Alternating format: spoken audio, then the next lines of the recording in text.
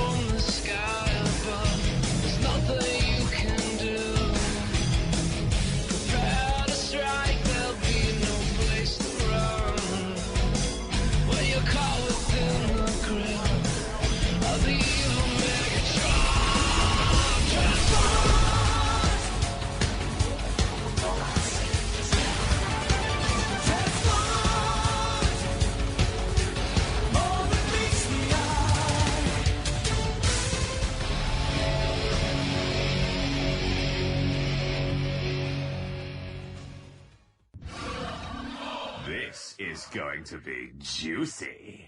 All hail Starscream! Who in the pits of Kaon is that? Hello and welcome to... Started. You fucking dick. And now started It's like you flipped a switch. How about now? How about now? I'll wait. How about now?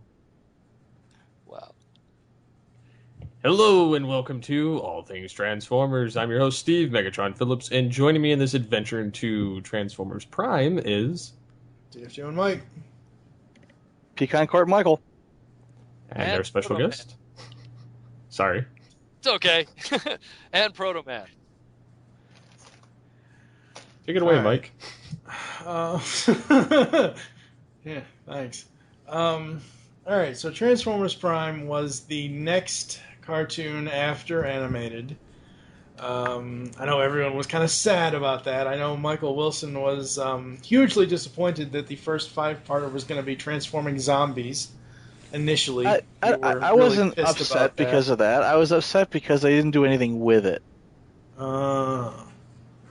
Yeah. Did we all see Darkness Rising, the first five-parter, when it first came out, or did we all wait? When you say we all, what do you mean? I mean like you? Because All four of us. I watched them. I Yeah. watched it all. I watched him. Yeah. Yeah. Watched it all. So that means it was It's- just you waiting, I think. No, I didn't wait. All right. I don't have the hub, so I had to find other methods, but I watched them. Yeah, I didn't have the hub either, being Canadian, but please, it's the internet. It took me like about 5 seconds, so. I had the hub. Exactly. There's usually somebody on TFW that has torrents. Well, yeah, there actually was an official torrent thread for that, so it wasn't a big deal. Yes. We all pretty much watched along when it, while it was airing. I don't think there's an episode that I missed, whether it was eventually after I did get the hub or even before then. Fully CGI show, current generation CGI, not 1996 CGI. That's what people have to realize about Beast Wars. That CGI was, nearly 20 years ago at this point. I'd argue it. I think that some stuff that Mainframe was doing in season 3 and with another show they were doing that was around that same time frame, Shadow Raiders. Yeah, Warplanet and Shadow Raiders. That was some stellar stuff that, in all honesty, I think almost 20 years later holds up. Oh, no. I'm not saying it doesn't hold up. I'm just making fun of the people that make fun of Beast Wars. Oh, okay. For the CGI that is saying, oh, well, the CGI in Beast Wars, that's crap compared to now. Well, it was 20 years ago. Morons. All right, so Transformers Prime. We have Peter Cullen back as Optimus Prime. We have Simile Montano as RC. Kevin Michael Richardson as a much better Bulkhead. Jeffrey Combs. You have the Question from Justice League Unlimited as Ratchet. Frank Welker / Will Friedle as Bumblebee. James Horan as Wheeljack. Nolan North as Smokescreen. And Michael Ironside, Darkseid himself, as Ultra Magnus. What what do we think of the Autobot team? You know what? Like, from a voice acting standpoint, especially. I mean, you also left out Mr. Dwayne Johnson as Cliff Jumper temporarily. Yeah, that was 2 episodes. Yeah, I know, but I'm just saying, like that was the big hype. Yeah. That was the big hype about the show when it first started. Was that Oh yeah, James, like Dwayne Johnson, The Rock, and I remember Sue Blue, who only did the voice directing for the first, I believe it was 4 episodes before a personal matter kind of took her out of the game. But it was one thing that I remember she talked about in an interview that I read, was that because they had The Rock in those initial episodes, and because Frank Welker didn't go cheap either, he wasn't cheap to be in this show, along with Peter Cullen and stuff, that if you actually look at the first season, there's a lot of shortcuts that were taken for money-wise for the voice acting, which is, I mean, people could complain, well, Bumblebee doesn't talk, Soundwave doesn't talk, and if you actually analyze each individual episode, they pretty much give the bulk of the voice acting to the cheapest voice actors, which, no offense to Steve Blum, great guy, or Blum, great guy, great voice actor, but in the category of voice actors, he, at that time, it's not so much so now, but at that time he was still an anime voice actor, which are kind of like the lowest paid of the television voice actors. I mean, in the tier of voice acting, it's like video games, about as low as you go, and then there's commercials. And anyways, so you had Steve, who was Starscream, who got a lot of voice acting in, and who is it that played RC again? Simile Montano. Yeah, like those were the two, and of course the kids who were all like, I mean, well, God, like the kid who plays Raph is like 11 years old at that time, Yeah. like he was really young. But all of them also, they were kind of like the cheaper paid voice actors, so they pretty much they ride it out having RC, Starscream, and the kids take a bulk of the episodes. And if you actually look at it, RC is the only character that talks in every single episode of the entire series, where like Peter Cullen disappears, well, not disappears, but he just won't talk for 6 episodes. Or what they did with Frank Welker with Megatron, he just disappears for practically a majority of this first season. Soundwave doesn't talk. Starscream is the cheap actor, so he's going to get all the talking in. Dwayne Johnson's going to die early on, and then I believe I forget who takes over his grunting, someone else, but as when he's zombie. Like they took a lot of shortcuts to make that first season affordable on a voice acting standpoint. So, and it was mainly because of Dwayne, just to get him in to do 5 lines, which it kind of sucks, but I don't particularly. I wish they would have gotten someone that could mimic him for when he comes back in the Out of the Past episode, because I think that was Billy Brown. I could be wrong. I'm looking at the info here, but I didn't click on the guy's name to see if that was the episode that he voiced Cliff Jumper, but it just didn't. When he came back in Out of the Past as that flashback, it just didn't have the same weight to it as when The Rock was doing it. I mean, I get it. The Rock is super expensive to have. Oh, but, especially like at that point, that point and this point now, he's TV star, movie star, Yeah, like absolutely. I mean, I think even at that point he was working on G.I. Joe or something. So it's just to have him at all was one thing. I mean, no offense to Frank Welker and Peter Cullen. Yes, they're in big blockbuster movies, but they're still in it as voice actors. Where this is a movie star. Yes. What the overall core team, RC, Ratchet, Bulkhead, Prime, Bumblebee, what do you guys think of them, Steve? I don't know, to begin with, I wasn't a big fan of all the random characters. At least this iteration, like I hated Bumblebee not talking. That was one thing that's bothered me since the 2007 film. It just I can't stand that it's agree. like, okay, we have R2D2 with a C3PO like body. Okay, thanks. And then we have Bulkhead, which was a carryover from animated, and then we have RC, which was kind of a amalgamation of the old RC mixed with the film version. So I mean, and then you have Ratchet, of course, who's kind of almost like his animated version. So, I mean, it wasn't too bad. I just, I wasn't totally sold on it because I wanted more of like an Ironhide instead of a Bulkhead, and so on.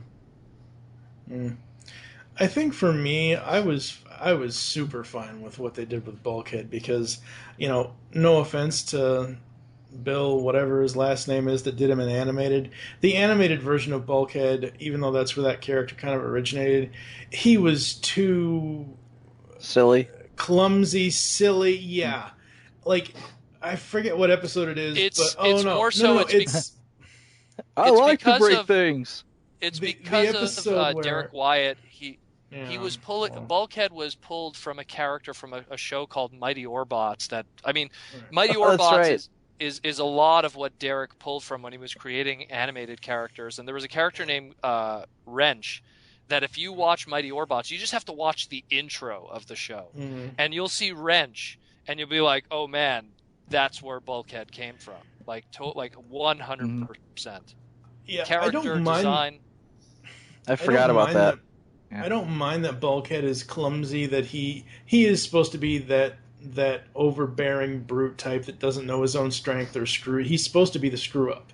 But when you make him super silly, like in the episode "Where Is Thy Sting," and you're like, "No, guys," and you turn him into a friggin' squeak toy, like a dog chew toy, when he's bouncing around and that's when I kind of mind when that kind of stuff happens.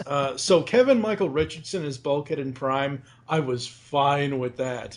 I was kind of surprised that Sue didn't do RC. Again, I'm happy. there was Right. compliments. No.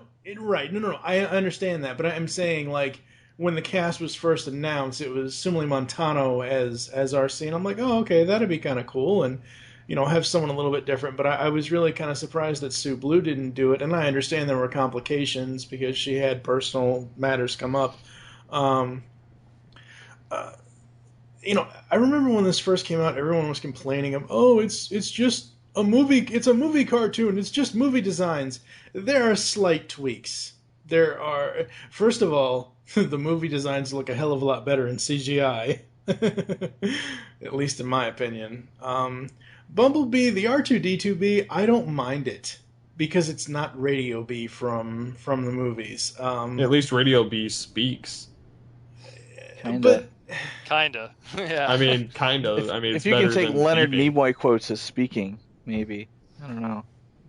Well, I think it was the Simile Montano interview we did, Michael, where I asked her how they did that in the scripting process or in the voice sessions, and yeah, she says Frank did it. It was Frank reading the lines, except they just put in they dubbed over him. Yeah, he was reading, but they didn't use his voice. Right, and I am, I'm perfectly fine with that. I would have loved if they could have gotten Johnny Young Bosch to do it because he did it in the Cybertron games from High Moon Studios. Let's get Bumper Robinson back. I really like that. No! That's not going to happen. Probably. There's a lot of stories about why you'll probably never see him again in I want to hear those stories. We'll talk about that. Oh, you'll hear those stories off the record. Off air. BotCon 2008. Oh, jeez. Well, our friend, criminy. The name escapes me now, he called me Terry. Dan Gilvizan. Dan Gilvizan. Our He's friend like, okay, Dan Gilvizan. I'm gonna call you Mike and you Terry. You can be Terry. I was like, Dan Gilvizan. Yes, Mr. Gilvizan, you can call him whatever you want. Call me doing this for free. Call me whatever you want. Well, again, that's what I was saying. Dan Gilvizan probably would have done Bumblebee for free. As much as I love Dan Gilvizan, I would have loved to have seen him in this. I'm very happy with, even though it took up until the last episode of the series for them to do this. He had 2 lines. And then he had the movie. And then he's going to be in the new series. He's going to be in the new series. You got Batman as Bumblebee. Come on now. All right, okay. Well, as long as they bring him over into the new series. But he's going to be the same character. That last episode, he's got 2 lines. He had maybe, 5 lines in the movie. Yeah, but it's better than nothing, and they're setting it up. They're setting him up. Just think about this, though. Eric Matthews is Bumblebee. All right.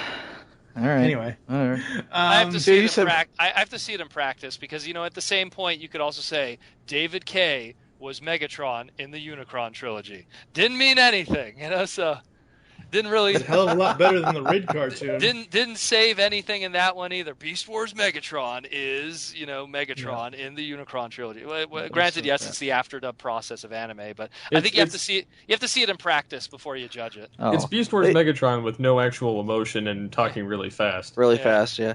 They could have given Bumblebee to David Kaye, and then it'd be like, hat trick. The one voice actor to play all three main characters. No. Oh, come on. No. All right. Let's. Michael, what are some of your favorite episodes from the series? I don't have any. Okay, what are some of your least favorite episodes from the series? I kid. We've talked about this before, and I had some problems with Series 1 and Series 2, in that I felt that they were, treading over old ground. And in the times when it looked like they were doing something new and interesting, they kind of threw it away after a couple episodes. Like Transformer Zombies.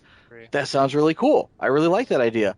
And then within 2 or 3 episodes, okay, that's gone. I'm trying to think what else did they do that was new in Series 1 or Series 2, but I really can't think of anything. It's like, we went back and we did Unicron again. I mean, and they said, oh, it's new and different because he's in the center of the planet. Okay, let's talk about Unicron for a second. No, hold on, because right. You always bring this up, that, it's just that old staple, blah, blah, blah. Yeah. Unicron in G1, Unicron in the movie, as we all know, was the super giant monster-eating planet. Uh-huh. Okay? Now, think about the psychological message behind Unicron in Prime. He is the center of the Earth, or he is part of the center of the Earth. This is the Earth. They're basically saying that Earth and all of its inhabitants are evil because Unicron is the center of the planet. It was poorly thought out because I think there was way too much stuff that could have been read into that just would not add up because it's Earth, because it's us. Which, I mean, it's like, well, Unicron is the Earth. And there's just so much that, I mean, again, one of the many things that they brought up and then never followed up upon. It's like, I mean, if such a revelation like that, which was like the end of season 2, if such a revelation like that would come up, you'd think that it would come up again and there would be an explanation or something. Because it's the same thing. It's like, hey, did you know the mini-cons were created by Unicron? That became the premise of the entire rest of Armada, because that was such a ground-shaking thing. And it's the same thing. It's like, did you know Earth is Unicron? You'd think that at some point it'd be like, well, what are humans? What is magma? What is volcanoes? What is, life itself, atmosphere, everything? Nope. Let's sweep that all under the rug. The second Prime forgets he's, Optimus and he's Orion Pax. Right. I did kind of like that, though, that they were making that they were really getting this amalgam continuity put together when they put in the whole thing of him turning back into Orion and not remembering anything and still thinking... Which they also swept under the rug after 3 episodes. Exactly. I know. No, trust me, everything Michael's saying, I'm going to just reiterate the same again, because there was way too many things in this show that to be like, hey, remember this, and then 2 episodes later, nope. Hey, remember, like there was, I swear to God, at even some points, and I don't even care about the human characters, but there was one point that I honestly thought that they were going to delve into Raph's background, because it seemed like they were getting at this thing where he had a bad relationship with his family, and that's why he was so close with B and never went home. And these were the early episodes. And then even that got kind of like, nope, forget that. Everything's fine. There was way too much of that. The problem is that the trio of humans in this series are the same archetype that has existed in all the past human trios of Transformers from the anime series. Just they would kind of tweak it. Like in the, like say Armada, right? You had Rad, who was the more level-headed main character guy. You had Carlos, that's the, hey, I'm the minority fun guy. And then you had Alexis, that's the the smart one who has to take care of the other 2 idiots. All they did is when they took those 3 archetypes, they put it in Prime and they twisted it. And then now it's like, Miko is the, hey, I'm the minority fun one. And then Jack is I'm the level-headed one that's got to make sure no one does anything stupid. And now we got tech guy who has a computer that could do anything, and only he could understand Bumblebee, and only his computer could hack Cybertronian technology, even though it's only a 32 RAM Apple, which is like, I mean, that's one thing I always hate is whenever you have like that tech kid who's, hacking advanced alien technology with his his beat up, Macintosh computer. So he had Will Smith's computer. Well, that's what I do remember that. I do remember that when we talked to Stephen Melching, he did tell us that the writing for Raph was supposed to be more than what it got to be. Yeah, well, that was the vibe I got from the beginning. I'm like, there's going to be more to this character, and I actually didn't like him at all because he was just he just didn't belong in all of this. I mean, Jack, he had his dark side, and there was some kind of thing going on that could be more. Miko was just crazy enough to be enjoyable because of all the crap she would get into, but you just had Raph that was just the most phoned-in sci-fi character that is just so boring. I hate that kind of character. It's like it's Jeff Goldblum without the Jeff Goldblum. Chip Chase. That's just it. But Chip Chase, it's like, I mean, you're talking a 30-year-old piece of animation, you could get away with that cheesiness. But today, after the era of the 90s and Batman the Animated Series setting the bar and Beast Wars setting the bar, we kind of have this higher expectation of our character development now, and not just I'm a wheelchair kid, who could rip a B drive, floppy disk in half, It's a little more than that. So it's just I didn't like Miko I liked, Jack had his moments, and Raph I just hated. Raph was just like, ugh. You didn't have to be in the series. But that wasn't all that I hated about the first season, There's more. It's like when they introduced Wheeljack. It's like, that's not Wheeljack, that's Drift. Stop it. Just because he has swords and he's not a damn scientist. Knock it the hell off. You sound like Octobotamus, for crap's sake. Well, I mean, it's a common complaint then. So, I mean, there's that. They didn't... Yeah. And my problem is that they didn't really try to do anything new and different with the franchise. They didn't really introduce anything new that was enjoyable until Season 3. And then you get dragons. Out of the blue. Ooh, look, dragons. And season 3 was also, let's dial back the human thing. Let's, a lot of people who I talked to, everything they love about season 3 was the common things that were just so painful about season 1, season 2 being almost completely absent, which was more of an emphasis on Cybertronian lore. So again, character development, at least from even Cybertron itself, lack of humans or not using them at all. More higher stakes characters either being killed off or put out of commission, which is always good for excitement because you never knew who could die and when. Right. It made it more enjoyable. Unfortunately, like the way season 3 started off was kind of, which is we have a premise and then we're going to forget that premise, I mean, they tossed the artifact search, they got to catch them all. Yeah, that out the window. And they said, okay, we're going to do something new and interesting. We've got, I don't want to say a return to Beast Wars toys, but that's essentially what they are. All the dragons transform by standing up. It literally was Transmetals, some of them, where it's like it's got Beast aspects, but it's also got a vehicle mode. So yeah. I like that. And suddenly I'm invested in the series. And I enjoyed it. My kids played with the dragons. It made me kind of want to go back and kind of get some of the earlier toys that I didn't already have because I just didn't feel like collecting the series. I didn't like it. But yeah, season 3 really kind of saved that series for me. And then to cap it off with the movie, I think that I don't want to say the movie was my favorite part, but I want to say I really enjoyed like the last couple episodes of season 3 where they brought everything together. Please do not tell me you're going to start saying the movie was the best thing in the series because it made it end. Please do not tell me. I was not going to say that, no. Good. I was a little disappointed with the movie, but it wasn't like, I'm so glad it's over. Yeah. No. It was, I mean, Steve, I could have handled another season. Steve, what about you? What are some of your favorite episodes from the series? I mean, I don't really have any particular favorite episodes, per se. I of course, like when whenever Megatron gears up and kicks massive ass. But I also like the revival of Optimus Prime later on, which anybody with a brain can figure out that they're going to play that card every show. The kill Optimus Prime. Oh no, he comes back from the brink of death, just barely. And then you have that going on. You have Megatron terraforming the planet. You have Shockwave being brought in, who's depth charge. David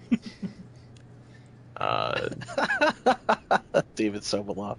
I'm depth charge. Depth charge. Fish pants. He did a good job being Shockwave. I'll give him that. He was good as Shockwave. Yeah, he wasn't just playing depth charge. I wouldn't say that, but he. I knew that. I was just making okay. You just need to get that out of It's you. funny. Yeah. When we talked to him, he was very adamant. I'm depth charge, not depth charge. Is depth charge. Yeah.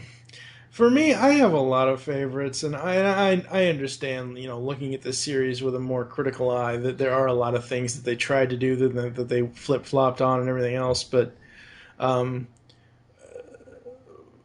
whole thing with Megatron, like Flying Mind, and the whole thing with cortical psychic patches and everything else, I really dug that. I will say that.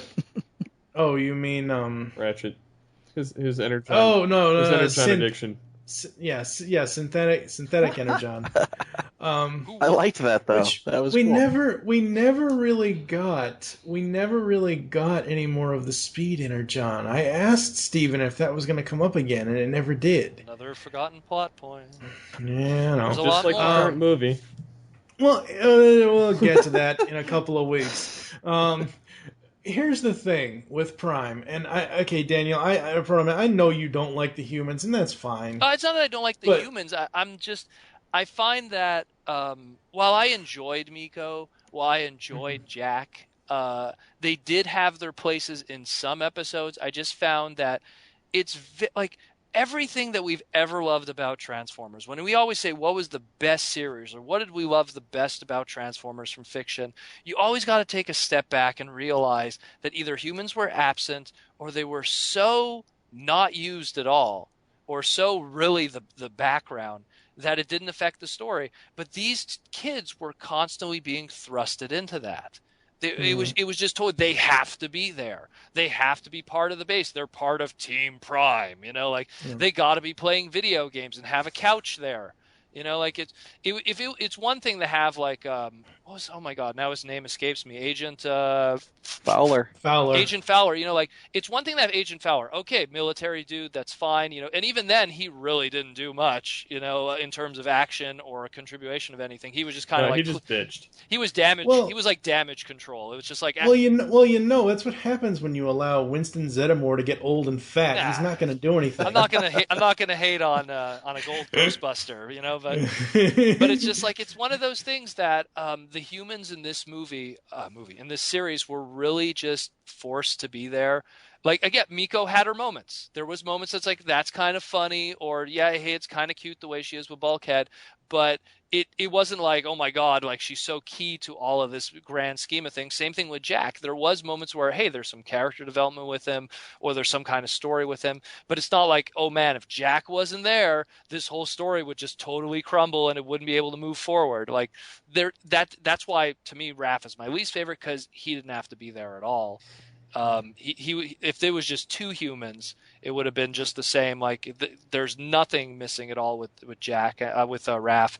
It's just the typical Bumblebee says something and only Raph seems to know what he's saying, which I always hate that, because. But that eventually went away because the rest of the Autobots knew what he was saying. Which maybe Raph was faking it the whole time. I don't know. Yeah, that's totally what he said. Yeah, sure. Here's my thing. As soon as the first episode premiered, as soon as everyone saw Miko, everybody was like, oh my god, she's the worst female in Transformers. No, No, I didn't think that at all. no. I know you didn't. I'm just saying. As soon as I saw as soon as I saw Darkness Rising Part 1, or how if they, I forget if they showed it all at once or whatever. I don't remember. But as soon as everyone saw Miko, they're like, oh no. Not another one of these kinds of girls. Oh god. She's worse than Sari. She's worse than Carly. No. Miko is by far one of the best human females in fact, Transformers all history. human females up to this point, with the exception of Sari, have always been like the stereotypical like babysitter mom character. And I could pull this all the way back. Like, you start with Carly, it's just like she's just there. When she becomes older, she's just there. Then we fast forward to Master Force with Minerva. Minerva's babysitting the other two human headmaster juniors. She's the older one taking care of Cab and Shuta. Then you fast forward to, like, I mean, if you want to even like nitpick with stuff like Victory, Illumina, she's just there. Then you go fast forward, okay, Jack and Una. I'm not going to use Una. Let's just skip that one. But then when you go to Armada, you know, Alexis babysitting. You go to Energon, and it's like you have Misha. She's just there. And with her, with Kicker's sister, she's just there. You go to Cybertron, which is known as Galaxy Force, with Lori. Same thing. Babysitter, the older one. She's just mother character again. It's always been that same archetype this entire span of it. Sari came around, became a protagonist, and then, but hey, we all got flipped on our heads because, hey, you know why you liked her so much? Because she's a Transformer. You know, so it's like, so in the end, she wasn't even a human character. So then we skip Sari, and then we end up with Miko. And Miko was the first 5 seconds we were introduced to her. Okay, she's different. She's wild. She's fun. Maybe there's something more to it. So I kept an open mind. I didn't judge right away and go, "Oh, she's so crazy getting in the line of danger like that." You know, she's like, "Screw you! I do what I want." Up to this point, I just listed it off. Every female has just been there. I'm not going into Movieverse with Michaela at the time, but I'm just saying, like, animation-wise, manga-wise, comic book-wise, they've always just been there or doing a motherly role. So it was a big change for a human character, and that's why I didn't hate her. I mean, everyone was jumping the gun and judging, but I saw it from a different angle completely. I was okay. The one episode that I absolutely love what they did with Miko was season 3, Chain of Command. I kid you not. As soon as I realized she was eventually going to go into the Apex armor, I'm like, exosuit. Yes, nice reference. Because as soon as she put that exosuit on, I was like, oh my god, that is so cool. And it's good because it's one of the few times that a human fighting against a Transformer on an equal level is understandable or justifiable, where, again, the movies where it's just army men with their regular machine guns taking out advanced Cybertronian technology. It's just, but if it's Cybertronian technology against Cybertronian technology wielded by a human, I could believe that. When Kicker had the Energon saber and he was cutting in half, battle ravages, I could believe that. When it's Master Force and it's humans using the Transtector Headmaster technology against other Cybertronians, I can believe that. But, again, the other times it's been used, when it's human guns, it's just mosquitoes. You know what I mean? That's how it should be. The movies don't handle it properly. They never did. They never will. I will always reiterate that. But Miko in the Apex armor, love it. It was funny. It was great. Using Starscream as the receiving end of that just adds to it, of course. So it was, again, a good use of that character and what I expected of that wild and fun female protagonist that didn't exist up to this point. Who are, out of all the voices, who are our favorites, Michael? Steve Bloom. Without a doubt. I love everything he does. Proto Man? That's a tough one because, in all honesty, I really liked Knockout. Not just the way he, the limited screen time he had. Great job, great lines. Frank Welker, he had his moments, but I think that everything that we loved about Frank Welker as the original G1 Megatron was because he was playing off of such a great Chris Latta. Like, that was just such a good pair. Where this Frank Welker with Steve did a great job on his own. I will admit that. I loved Steve too. But I think that his chemistry with Frank wasn't as good. I think it was more just he cowered a little bit whenever Megatron was around, and there wasn't really good banter between the two of them. I liked Jeffrey Combs' Ratchet. I thought he did a great job. Grant, he was really channeling G1 Ratchet almost, which was what's his name? McCormick's? What's his name? G1 Ratchet. Couldn't say. Yeah, But I don't found know. that he was almost channeling even that a bit, which because he was a little bit crotchety too on top of the animated Ratchet. Yeah. And that episode, oh my God, where he just went all like, hoo-ah. Like I love. Yeah. I mean, Yeah. I loved that. That was great. It was funny. Stronger, faster. Stronger, faster. Yeah, like just that. Good job of that. Some of the others, I mean, RC, there wasn't too much that pulled me in there. I liked Miko, but again, the limits of what you could do with that character for voice acting, characterization.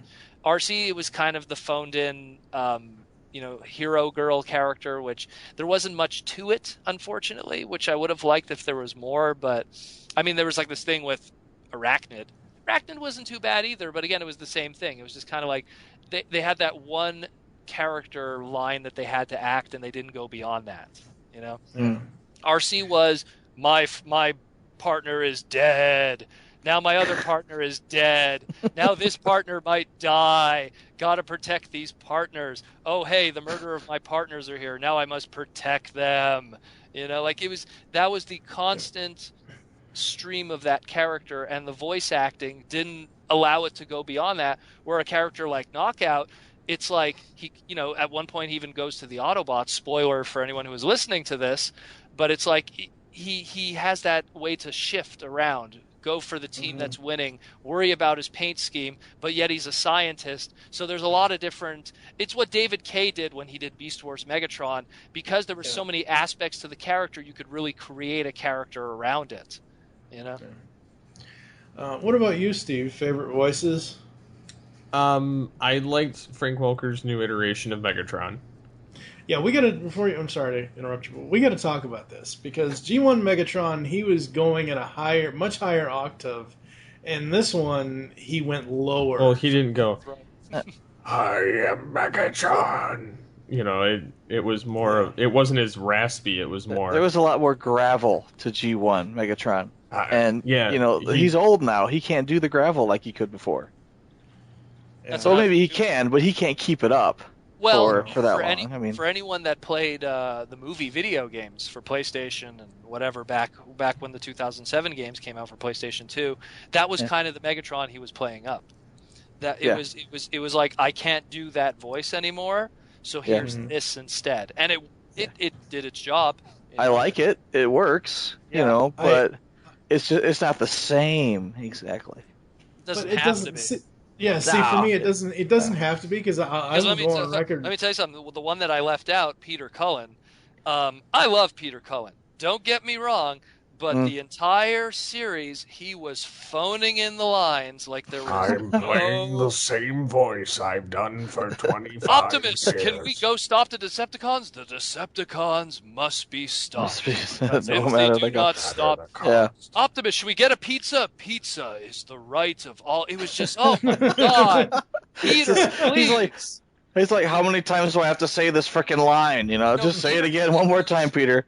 You know how much we're paying you? Say the freaking line. Can't you just take it from my old recordings? Well, that's just it. That's why, with Peter Cullen, that's why I didn't mention him at all. I love the guy. Don't get me wrong. He is Optimus. But this whole thing was just speech.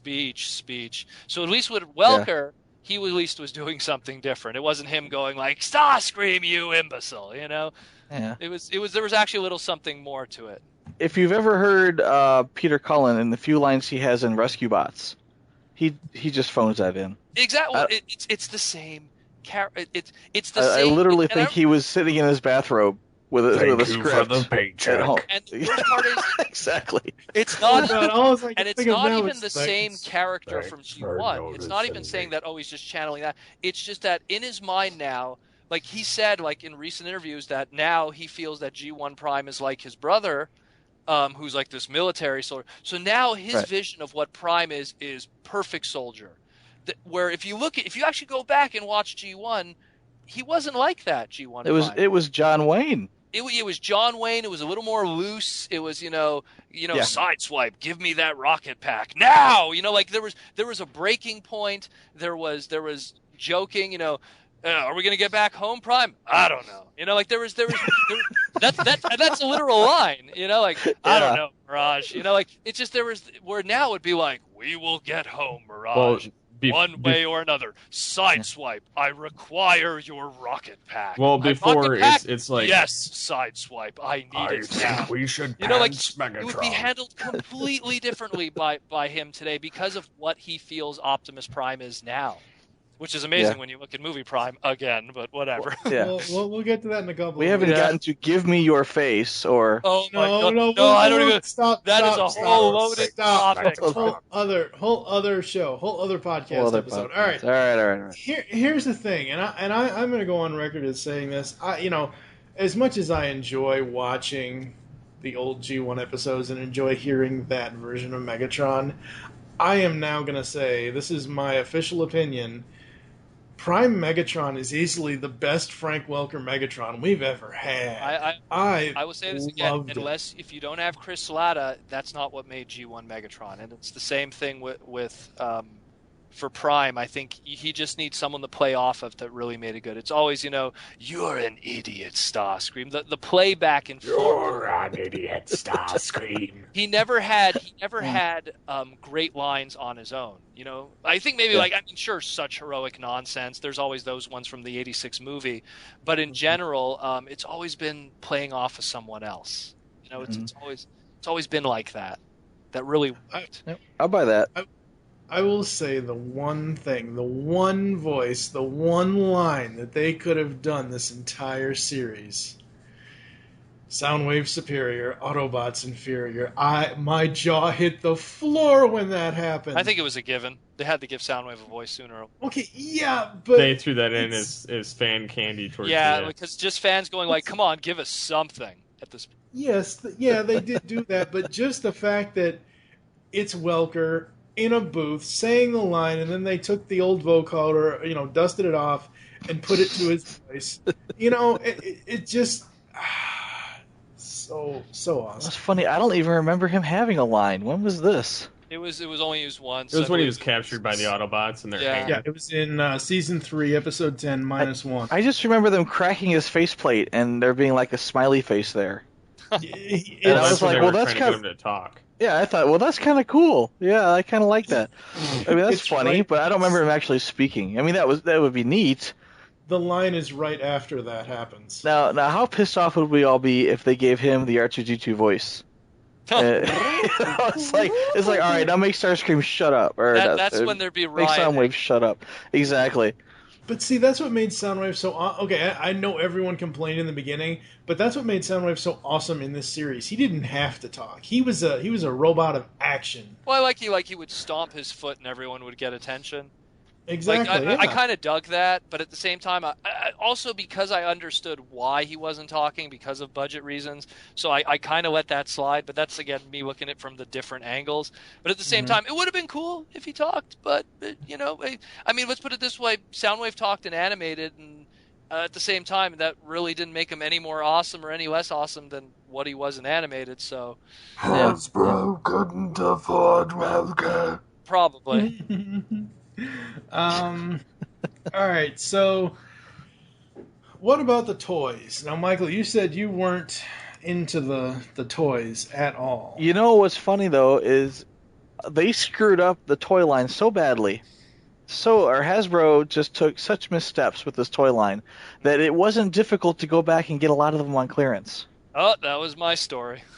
Yeah. I still want to get Transformers Prime, Megatron, Earth Mode. I haven't gotten him because I didn't want to spend the money. The leader class? Yeah. Yeah, I got him. On clearance. That and my wife would kill me, so. Here's the problem with the Transformers toy line, Transformers Prime toy line. It they started with these really awesome first edition ones. Only available in fucking Canada. Yeah, well. Man, did we not hear the end of that from every American that wanted those toys? Dude, could you get me a Prime? Could you get me a Bulkhead, a Cliff Jumper? The scalping, let that begin. Oh, man. Yeah. They did the first editions. Now, the first editions weren't exactly... we all know that, size, scale is just non-existent in toys sometimes. And that was one of the problems with the first editions, and then they went to the Robots in Disguise part of the line or whatever else.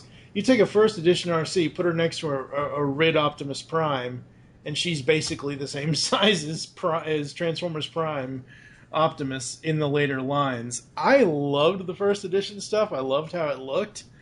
I think some of the other ones down the line just weren't that great. Like, I think you hit it on the head. The RC of the Robots in Disguise, in my opinion, is the better of the two. It's more show accurate in terms of design. The Cyber Bra, if you will, was more accurate. The scale is more accurate. But I will say that the B is better, the Cliff Jumper is better, the Prime is better, the Bulkhead is better. I'm trying to look at my display here. The Starscream, you didn't have much of a choice anyways because the Voyager was way too big.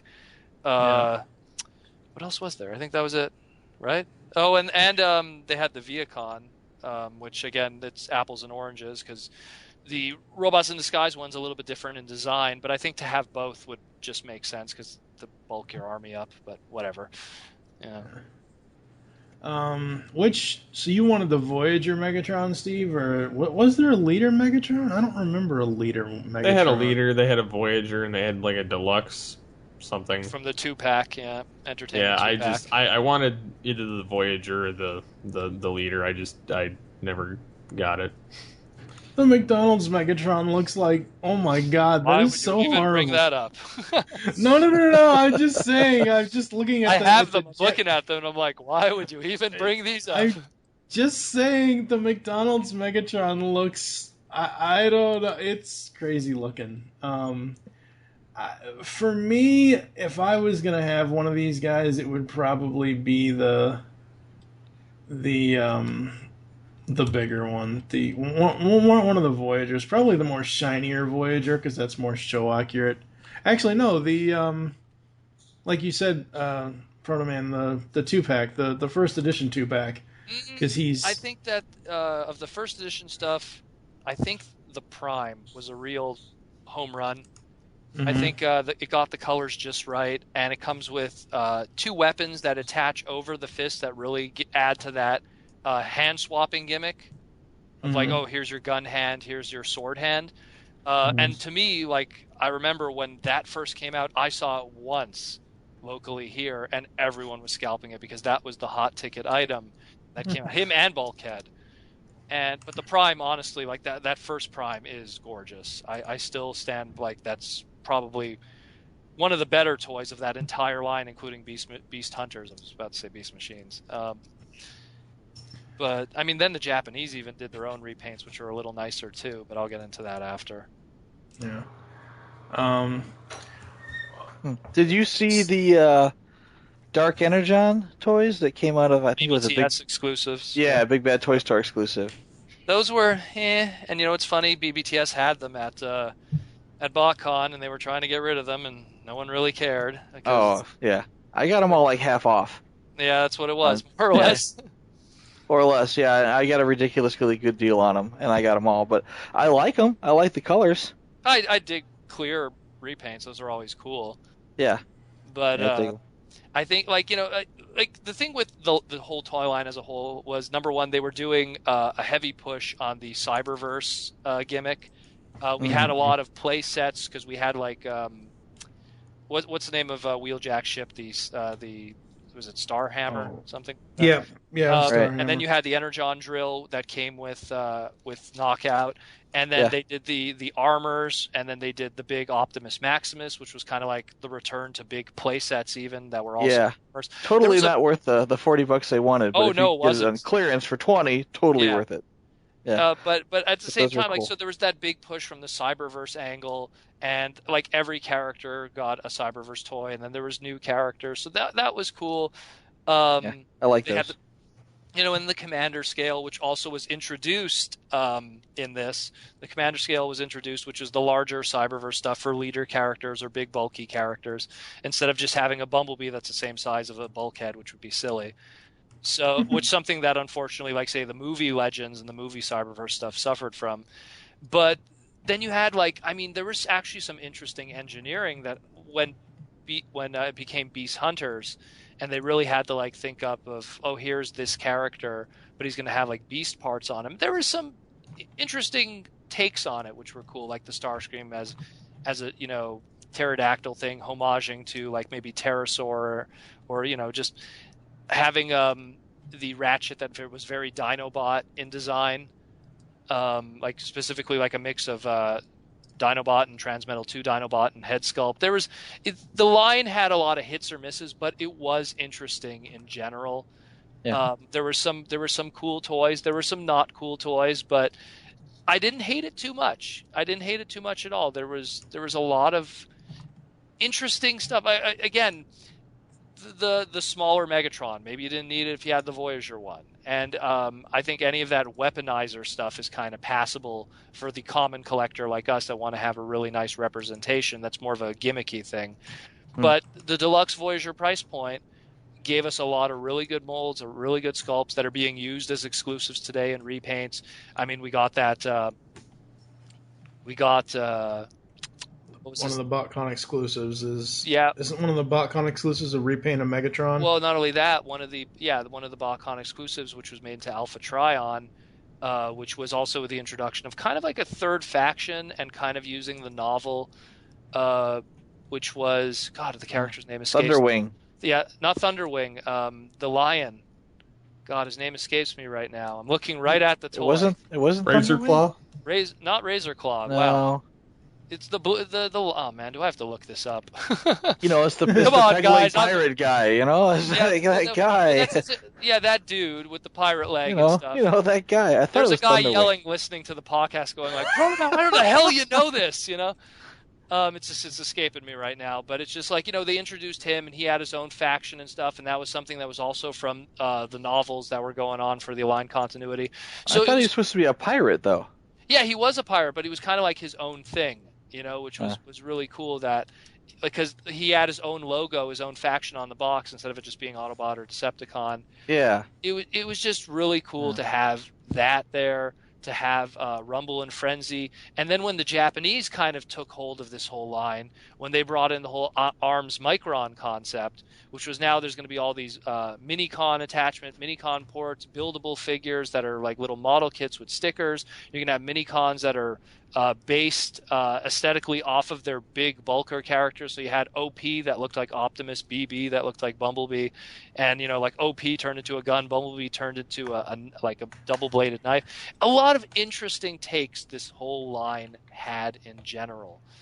And I think also from an exclusive standpoint, when SDCC did Shockwave's Lab, which was a really, really cool box where you open it up and it's actually Predaking in his protoform, in a tube, and Shockwave's at the console, just nice looking stuff. Just G1 colors.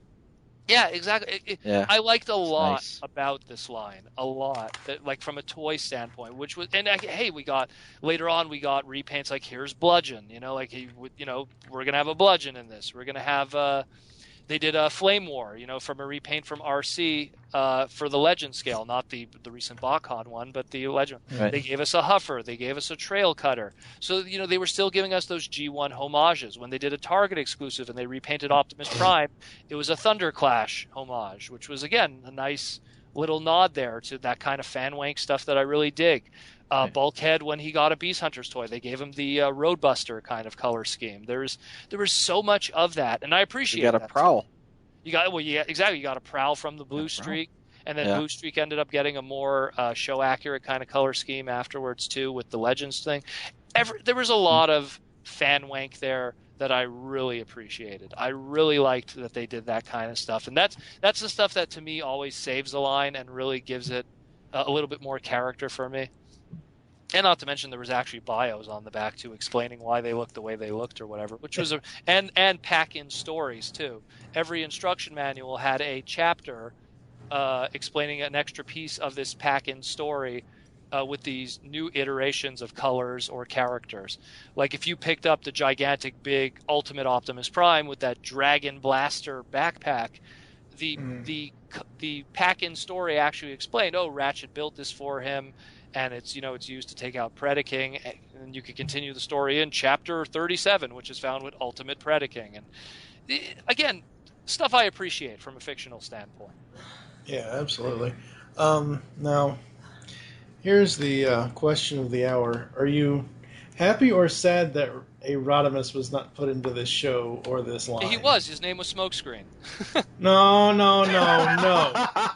Yes, No. he was. No, he wasn't. No. That's what I said from day one. I was just like, you could have called it Rodimus, and I would have believed it. Hey, you know what? Smokescreen as a G1 character had very little characterization. He was I don't want to say he was crotchety, but he was just kind of like the grizzly kind of war character from G1 in the God Gambits, and I believe it was he had like one or two lines in Hollywood Hoist.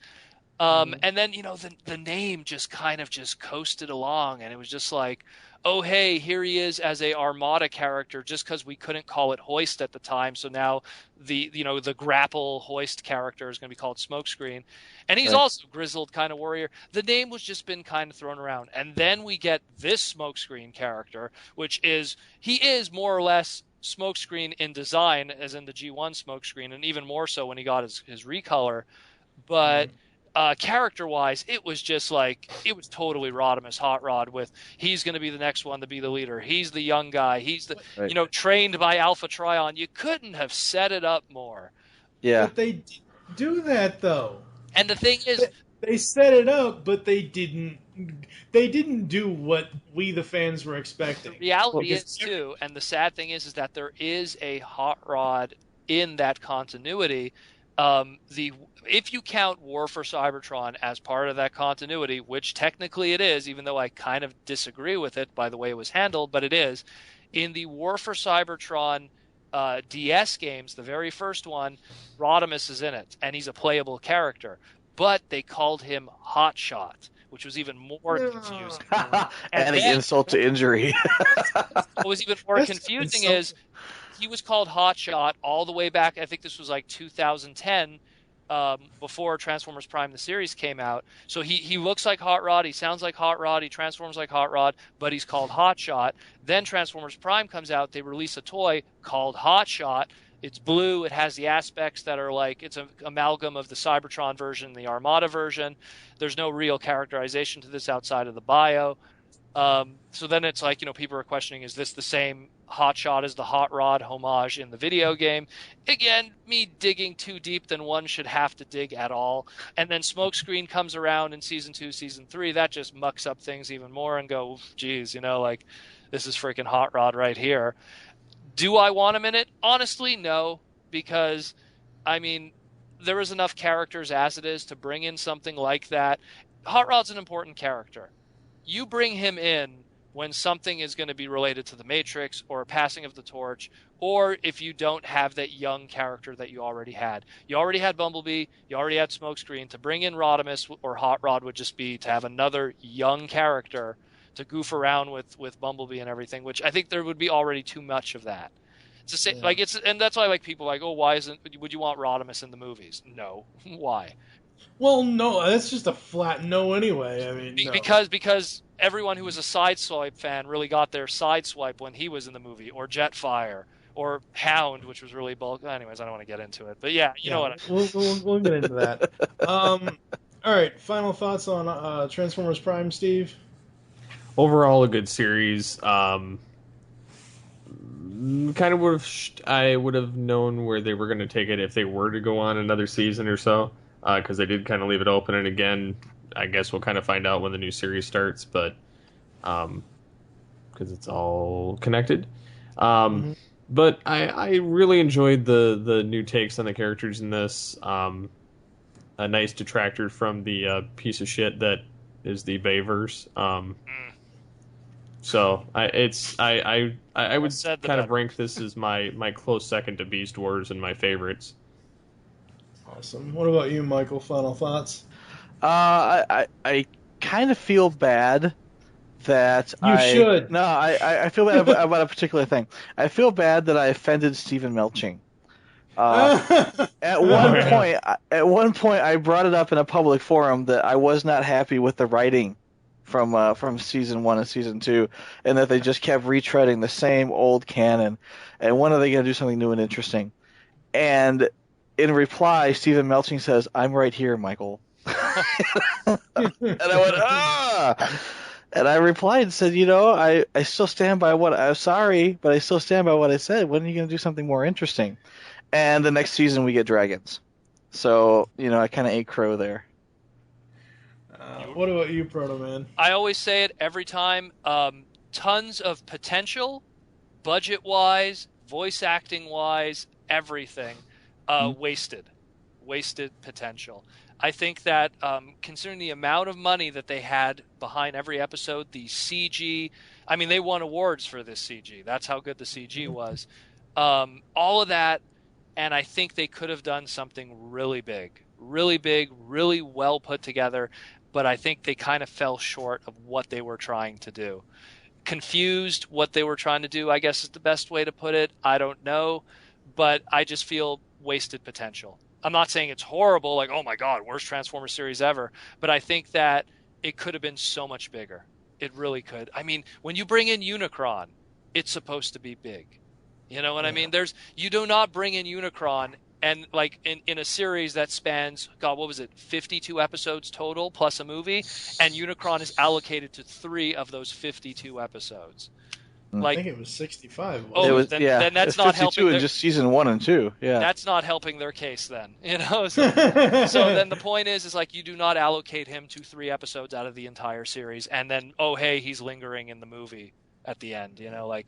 It's right. That's not something you do. You build worlds around Unicron. You don't build temporary 3-parter story arcs. You do not do that. For me, I love the CGI. I wish they were. I wish we had a season 4, and I don't know where the new series. Bite your tongue. Where's animated season 4? Before you say that. Stop! Get over it. Get over it. Say that to everyone at BotCon that weekend. That's all they were here. It's already been done. Hell, Derek's already talked about all the stuff that would have happened in season 4, or most of it that he remembers. So, no. If there was a season 4, I'd be interested to see where they go after the movie. Now, I do know that the new series is kind of picking up where Prime left off after Predacons Rising. I'm interested to see how they basically amalgam the animated style and the CGI of Prime. It's going to be interesting to see that. I'm very happy that Friedel is returning as Bumblebee. For Prime itself, I really enjoy it. There are probably going to be moments when later this year, myself, Steve Megatron, and Peacock Michael here will, nitpick the hell out of the show when we talk about it in Transformers Prime Time, coming up later this year from the GCRN. But overall, I still love the show. Don't get me wrong. Like, that's the thing. Like, there's a lot of things it's better than.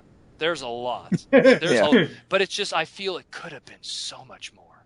So much more. The thing is, Armada did not have the budget. Did not have the voice acting, did not have the potential, but at least it was kind of able to tell a story at the end, despite all that things going against it, where it had everything going for it. It had the support of Hasbro 100%, and I think that it could have weaved such a more beautiful web than what was given.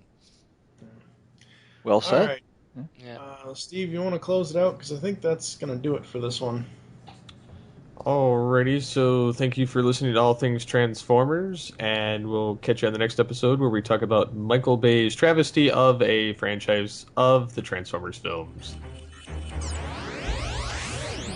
Soundwave superior, Autobots inferior.